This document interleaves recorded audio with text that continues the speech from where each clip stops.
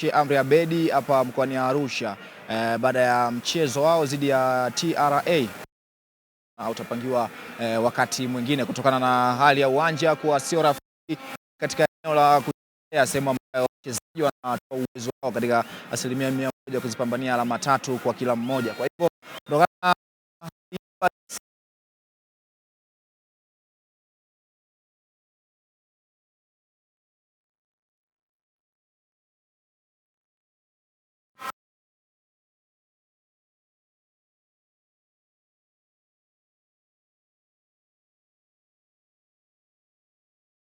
alikuwa linaingia tazama kule mnyama yeye anaondoka sasa katika uwanja wa Sheikh Amri Abeid Arusha, taratibu kabisa. Kwa namna hiyo kuondoka kwa Simba Sports Club katika uwanja huu ni dhahiri mchezo huu kwamba tayari sasa umeahirishwa na utapangiwa wakati mwingine, na hivi ndivyo ambavyo hali kidogo ya uwanja inaonekana hapa katika dimba hili la Sheikh Amri Abeid. Ukitazama ni kweli baadhi ya maeneo maji yametuama na maji yanaonekana, hivyo basi itakuwa si rafiki kwa wachezaji kuweza kutumia uwanja huu. Endelea kufuatilia PMTV kwa habari zaidi, hadi wakati mwingine tena.